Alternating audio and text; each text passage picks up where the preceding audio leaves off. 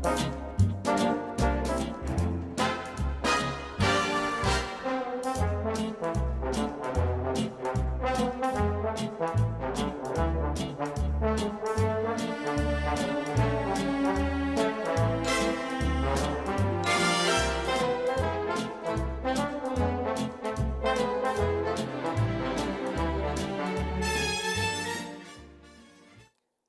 afternoon, ladies and gentlemen, and welcome to another show of The Democratic View.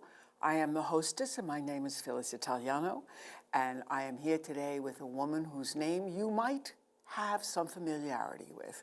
Her name is Jennifer Martz, and she ran 2 years ago, was it? 2 years ago. 2 years ago against Senator Ken LaValle, and is attempting to do the same thing again. So, welcome to East Hampton, and we want to start at the beginning. We want to know something about you for the people out there. So tell us where you were born and raised. Well, actually, my roots start right out here on the South Fork. I started as a young child living in Southampton, while my father was a chief pilot out at East Hampton Airport for a number of years. I was born up in Port Jefferson, so local, lifelong resident. Once I got to grade school age, my family moved a little bit further up Island, and I moved to the North Shore of Brookhaven Town, but still within the district. So this has been my home my entire life, the entire East End. I consider this district really all my neighbors, because I've lived here throughout my life, and came back and visited, and this is where I spend most of my time. And where did you go to school and college? And I believe you're a lawyer? Yes, a lot of degrees. I kind of collect them. Me too. Yes, I love my education, and I graduated from Ward Melville High School up in the North Shore of Brookhaven Town, and then I went on to Suffolk Community College. I had to put myself through college, working full-time, up to 3 jobs at a time in order to put myself through college. So I went to a local community college. I was able to go full-time for a couple of years, but then I had to go to part-time studies when I transferred to St. John's University, where I got my Bachelor's of Science degree. And then from there, a couple of years later, I went back to school and went to law school at Toro Law, which at the time was in Huntington. Now it's in Central Islip. And then after I got out of law school, I decided that in law school and college, you really don't, unless you major in management, you really don't get the management skills and leadership skills that you really should have for anything you do in life. So I decided to go back, and I got an MBA with a concentration on leadership through New York Institute of Technology. And it was after that I started getting involved in politics. Well, what did you work at when you graduated with all these degrees? Well, actually, I count 3. Yes. Before I even before I even started law school, I started working for Geico Insurance Company as a paralegal. And I worked my way up. After I graduated law school, I immediately passed the New York State Bar exam and became an attorney. And now it's been about 13 years that I've been there total. Working as a trial attorney, defending against claims that are questionable, that help that raise our insurance rates here on Long Island in New York State. And where do you actually reside while you are doing all of this? Currently, the last 9 years, I've resided in Rocky Point with my husband. And any children? No children. I've been busy going to school and working. It's tough. We live paycheck to paycheck. It's not easy staying here on Long Island. No, I know. It's never easy for staying on Long Island. The only thing that's easy about staying in Long Island is that we love it. Yes, and that's why I'm still here. I spent a lot of my life in, I was born and raised in the Bronx, and then my family moved to Westchester County. I lived around the country. Yes. And I know my mother used to say, Westchester County is much better than Long Island. But when I came to Long Island, I said, this is for me. I just really love the beaches and all of that. So you ran the last time when Regina Calcaterra, who was the original person running against Ken LaValle, was, let's try and find some nice words. She was debunked, whatever word you want to use? It was a technicality that forced her to step down from the ballot. I had been working with Regina Calcaterra. Prior to that, I some people had said, you got to work with this candidate, you got to meet her about a year earlier. So I never knew, I didn't know who she was, but I reluctantly, I said, okay, I'll meet her. And I realized that it was a moderate Democrat who shared all my views and wanted to see the same things for Long Island. So I jumped in, I helped her on her campaign, I was her right hand. And then when it came down to August and the court decision came down that we knew that she'd have to be replaced on the ballot or no one would be running against Ken LaValle, she asked me to take her place. And this was August of 2010. They tried to get me off the ballot. There was a couple of weeks of court play, but I stayed on the ballot and I was able to do it. But it was only a 2-month race, so I didn't have a whole lot behind me going into it. No real money, no momentum for myself in that race, yet I still managed now Ken LaValle has been in office now 36 years. Yes. And one of the funny We know things, that. yes, and one of the funny things I like to tell people that they don't realize, that's interesting, I should say, or ironic, is that he was elected on my first birthday. So my it's him and President Carter at the time. So it's been a while. It'd be ironic if I'm the one to replace him 36 years later. But with that, he ran 18 races at that point, counting my race. It was 18 races. I looked at the numbers afterwards and I realized I came in the top 5 with almost no time at the end. Top 5 races in 34 years. That showed me right there that this is a race that can be done with more time. And looking at a lot of other factors, I realized that I should do this again. And because nothing's really changed in Albany, the reasons I ran in the first place weren't just to take over for another candidate. The reason I was helping her in the first place was I wanted to see some real change in Albany. I wanted to make sure that Suffolk County had real representation. We have never really had someone that can really represent Suffolk County, and we're in a unique place right now. I guess you can say the stars are aligned, so to speak, for someone from Long Island to be elected that could truly represent Suffolk County without, I guess you can say, any strings attached to other parts of the state. Well, the other thing, I do remember when Regina came and addressed the Democratic Committee that one of the things that she told us was that when you looked at the election results, that even though, let's say, there were 100% of people that voted, he did not get 100% of the people voting for him. I mean, his tolls were much less, and some people just don't vote for him.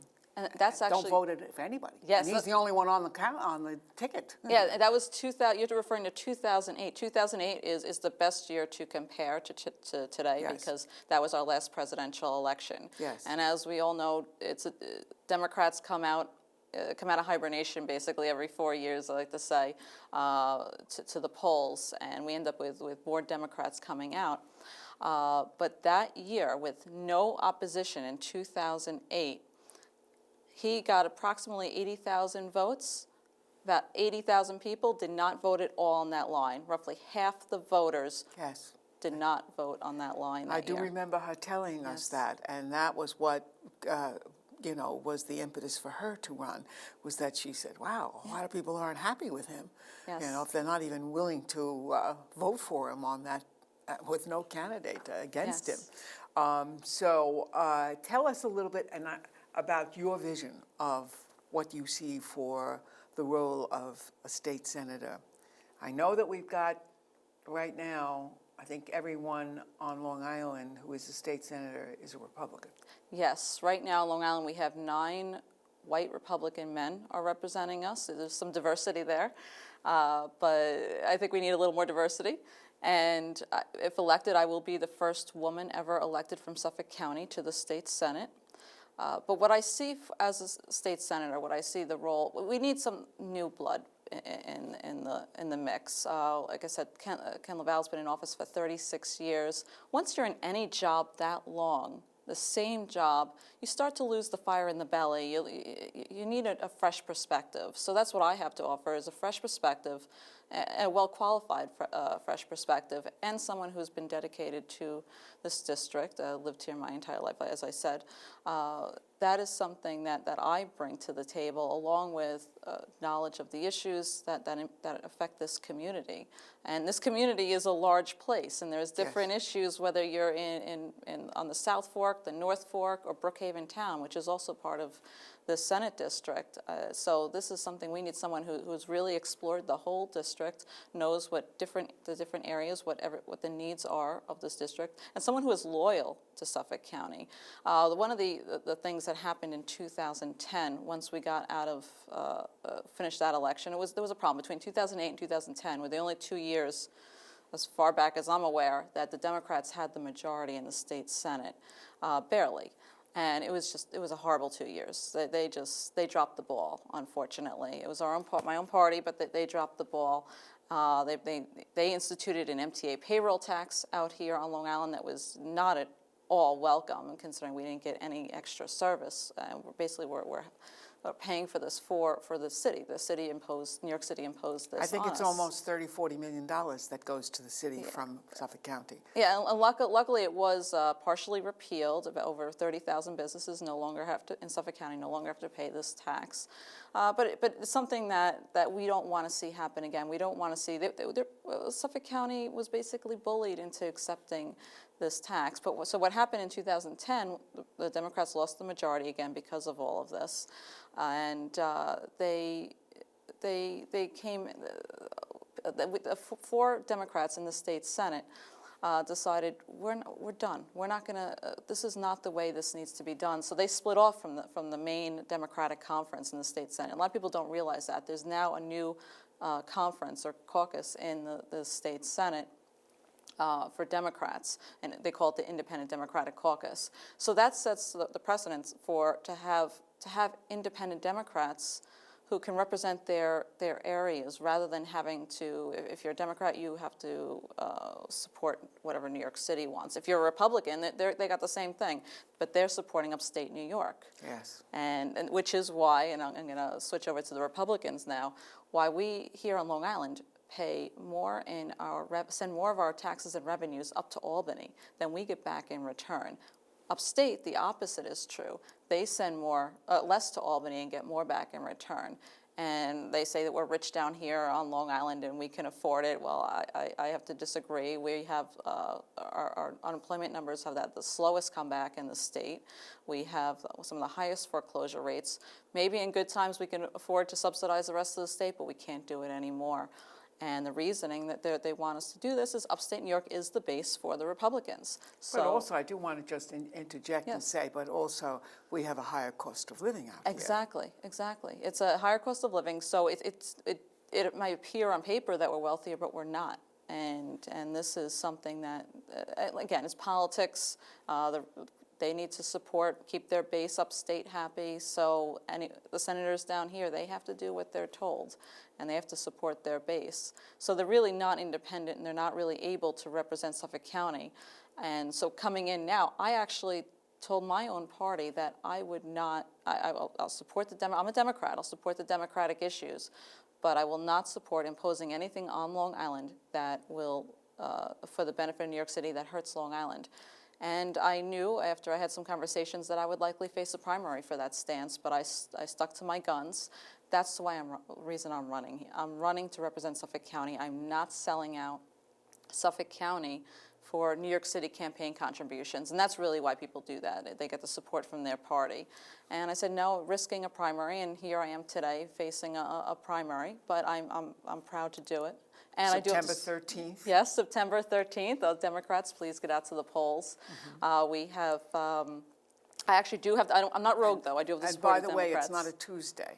It's not a Tuesday. Because September 11th is the Tuesday, yes. So actually it'll be a Thursday. Yes, so Thursday, September 13th is the new day this year. It's a little off, so hopefully people put it on their calendars, make sure to come out and vote. But this is something I am supported by local Democrats. Even our local county leader is not too happy with the city-centric Democrats as well. Him and I are both saying the same thing with respect to that. So tell me, what are the things that, in issues that you feel strongly about? I mean, we have over here in the east end of Long Island, we have some very, very different issues than, let's say, you have in Brookhaven. Yes. You know, we have particularly, we have erosion, beach erosion and stuff. There was a whole big thing that went on this last week about the Army Corps of Engineers and what they want to do to shore up the beaches in Montauk, and it's quite an explosive issue because one of the things they want to do is make some of those private beaches public access, you know. In other words, you can't get money from the Army Corps of Engineers, from the federal government, Yes. and keep private beaches. And so, you know, it's probably not going to happen, and yet we have, you know, a lot to worry about, which is our disappearing shoreline. Yeah. And that's certainly going to be an issue that will become something that the state will have to get involved in. We have a lot of issues with environment, and the DEC's involved with. Out here, we in East Hampton in particular, we have our whole water system and waste system that's you know, old and needs to be redone. And, you know, so there's a lot of local farming. There's another issue out here. Yes. That, and I'm wondering how much you know about those kind of things. Well, like I said, as a kid, I spent my time in the summers on the beaches of West Hampton and on the South Fork, and I've seen the erosion. I've seen what it's done. I've seen how the beaches that were to me enormous as a kid have shrunk.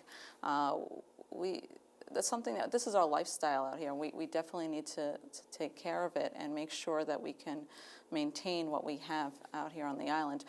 Where I am in Rocky Point, I'm right near the water as well, so we do have some similar issues there with runoff issues that are polluting our waters. Many days people can't even go out into the water because of the pollution. And I know out here we have the same issues, and we have the watershed issues, the pollution with the nitrogen, and we really have to look at how at the cesspools. We can't force people to put in new cesspools. It's just too. It's expensive, extremely expensive. So we got to look at different ways to make it more affordable when people are upgrading, so to speak. We have to work with the county, of course, on this issue. Yes. And something like we did with underground oil tanks. Yes. You know, people put them above ground and they got a tax rebate. Yes. You know, so I mean, some kind of program like that needs to be done. And when I did it, it was the town of East Hampton. But I certainly don't see why the state can't do something like that. We really need to combine efforts between the town, the county, and the state. We need elected officials that will all work together and to pull their resources together to make sure we can do whatever we can do to make sure we have clean waters and to also preserve land. That's another thing. I want to make sure that we have enough funding from the state for land preservation because, again, this is our lifestyle out here. This is a lifestyle I don't want to see changed. Neither do I. I am very strongly in favor of open land. I mean, when I see the sky hit the end of the earth, it is a thrill. It's a wonderful vision that I really do appreciate a great deal. And I love our flat land, as a matter of fact. Yes. And our farmlands and getting produce that's fresh, you know, just bought the day before, you know, picked the morning before. It's thrilling. It's really thrilling.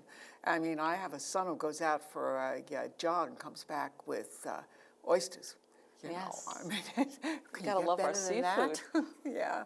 So there are a lot of things out here that are really quite special to both the North and the South Fork, which concern us a great deal. And I'm also, as a retired educator, very interested in how you feel about education. You know, the 2% cap.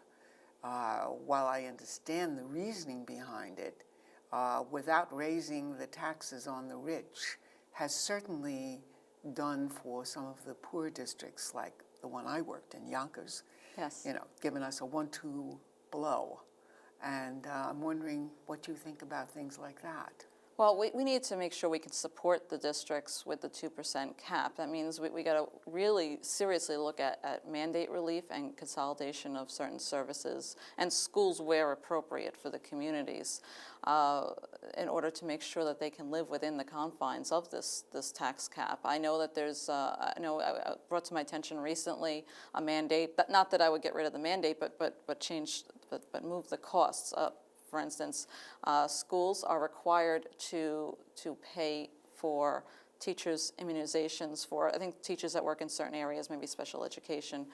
And there's no reason why the insurance can't cover those costs. The schools are already paying the cost of the insurance, but unfortunately there's, the way the law is written, it makes it as if the schools have to pay this. So we just need to fix the law to make it so that the schools can go to the insurance and have the insurance cover it, and then the schools are only responsible for any deductibles or co-pays that are applicable. And that's a little thing that can be done to help save costs for schools. And there's a lot of things like that. We have to go through, sift through what the schools are being forced to pay for that they don't necessarily have to pay for. Do you know how many school districts there are in East Hampton? 6. Yep. 6. Now, Yes. if that isn't a waste, I don't know Yes. what is. I am an absolute proponent of consolidation. And I, as a matter of fact, worked a little bit with the head of the Springs School District to get a grant to study what we could, how we could begin to pool services and maybe slowly phase in something like consolidation. I believe the state forced it, because the governor is the chief of education in each state. And I know that they did consolidate some small districts upstate. And I'm just wondering if there ever could be any impetus to see that sort of thing happen out here.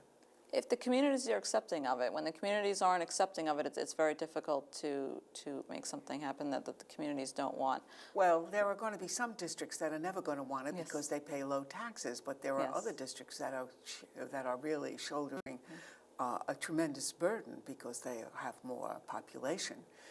So I think what has to be made, it has to be made attractive, and as I said before, it can be forced. I believe that the governor has the right to do that, because I don't think Amagansett would ever want it when they're paying this much compared to this much in the Springs. Yes. So, which is where I live. Yes. And we're very interested in that kind of thing. So there's a lot of issues out here that Yes. I believe you should get a copy of our East Hampton Star every week. Yes, yes. And read it from cover to cover like I do. I think I memorize Yes. it. I do try to read all the local papers and make sure I'm out here as often as I can, making sure that I do have my finger on the pulse of what's going on throughout the district. And I've been doing that even after I ran in 2010.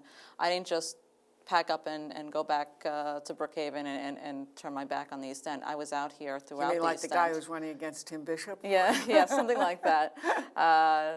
Yes, I was out here. I was helping other candidates. I was doing other things. I'm actually getting an award in August from South Hole Community That Cares Coalition for my work with youth, mostly in Brookhaven, but I've done a lot of mentoring with youth throughout Long Island. And so I do a lot of volunteer work throughout the district and throughout well, Long that's Island. interesting Yes. to know. What kind of, is anything else besides youth that you work on? Well, I do a couple things. I work with youth. I'm the treasurer for the North Shore Youth Council, and I helped run a program a couple of years ago for youth there. I volunteered speaking at a couple other organizations, and I also started up a women's organization, East End Dem Women, where I help move other women through the pipeline into public office and leadership positions, because I do believe we do need more women at the table. So I'm helping mentor other women who are interested in getting into politics and don't know where to start. And I got a group, a board, that we put this organization together last year, and so far it's been doing pretty well. Well, that's wonderful. I love to hear things like Yes. that about women having the opportunity. Yes. When I went to college and I said I wanted to be in politics, they laughed at me and said, "You can't do that. Number one, you're not rich. Number two, you're a woman." Yeah. And I gave How up. things I gave change. it up. I could have been president of the United States. I could have been a contender, and I just I listened to them. Instead, I became an educator. I got to say, Geraldine Ferraro was probably one of my first inspirations to get into politics. When I saw her running, and I got to meet her when I was in college at a College Democrats event, and I saw that she had her humble beginnings of putting herself through school, going to law school at night, or very similar. And I said, I can do this too. I worked with Geraldine Ferraro Yes. on Fire Island, because she had a house in Saltaire, Yes. on stopping the road, a 4-lane highway going through Fire Island, which would have been 2 inches on either side. Where I was in Lonelyville, because it was very narrow there. Yes. But we worked together on some issues like that, and she was an inspiration. Absolutely. Yes.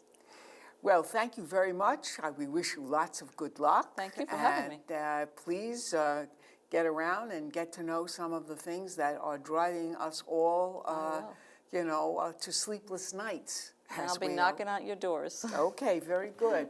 Thank you so much, Jennifer. Thank we you. appreciate having you, and especially since you came in from Queens on a Yes, hot today. day.